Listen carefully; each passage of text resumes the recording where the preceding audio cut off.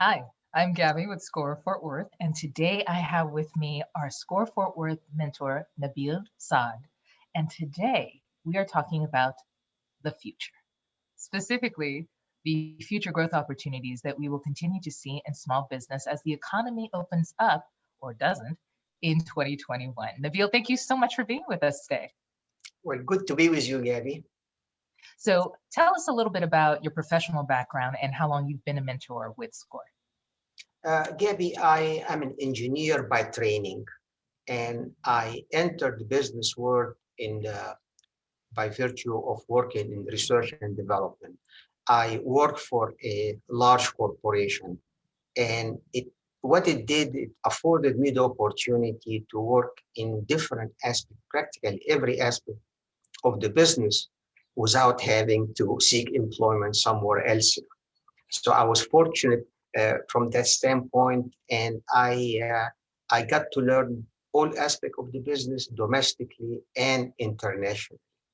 So the one thing that sort of understand is that business is business, regardless of where and how you do it. Let's get into today's topic. In preparation for today's call, you told me something I'm so excited about. You said that for 2021, we are poised for unprecedented business growth. And that term has been thrown around a lot in the last 12 months because of the pandemic and everything else. But in this context, it's a very positive opportunity that you're referring to. What are the conditions that you are seeing that will lead to this in 2021? Yeah, Gabby, when the economy was shut down, it was not because there was anything wrong with the economy. The workforce was there, the people were there, capital was there, everything was there. And it's just unfortunate that it all came to almost a screeching halt. So as we look at when the business resume, the fundamentals are there. But in fact, with all indication for it to be unprecedented are because of the fatigue that we have all had with the pandemic. In fact, some people's more than fatigue is anger that we have with the pandemic. Uh, but if you look at the savings level, it is at the highest level it has been in a very long time.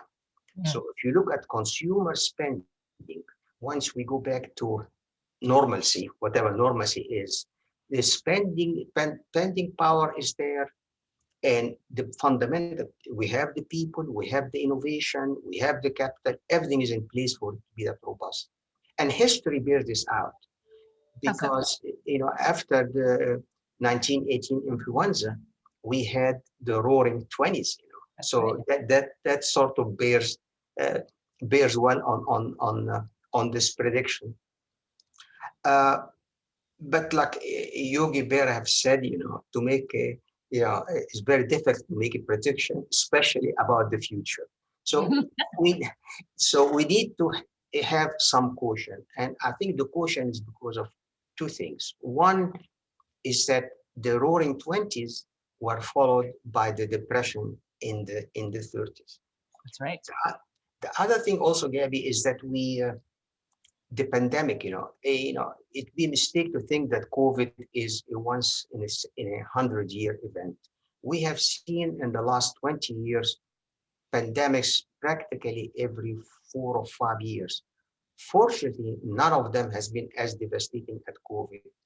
But the epidemiologists sort of give us a caution that we're going to continue to be seeing pandemics. So as we sort of are geared and prepare for the robust recovery, we also need to do things slightly different, or perhaps more fundamentally different than we have done them prior to the pandemic, to COVID.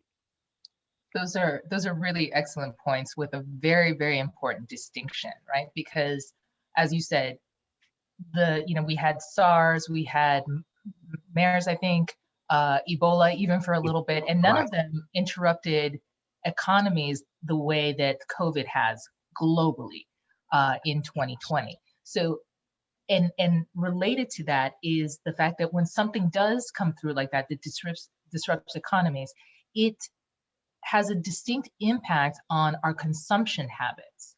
And that means that there is a huge impact on how we do business.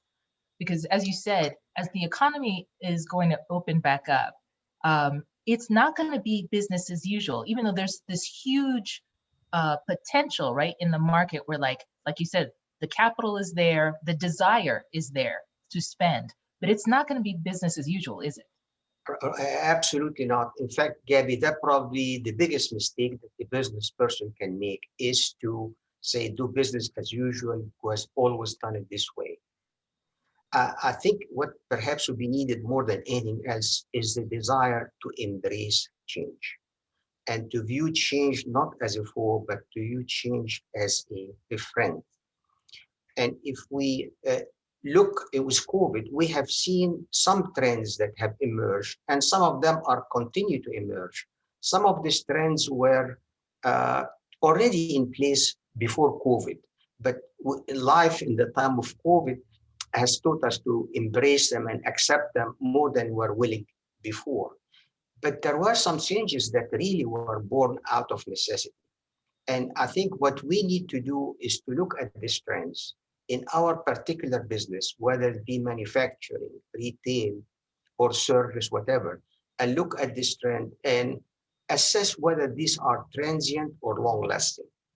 And some of them we're going to go back to before COVID, but the one that are long lasting, take that in mind and look at what can we do different, what products and services that I need to provide to my customer, be close to the customer, and what new products and services that I need to provide them, and what other needs and services that I can provide them, and be very attuned to that, and just listen to the customer and find out the needs and make sure that we're in a position to satisfy these needs. But also be quick on our feet. We need to be adaptive and we need to be resilient, recognizing that there can be, clouds forming on the horizon, and to be quick on our feet in our adapt. But the key is to embrace change. Change is my friend. Change is not my enemy.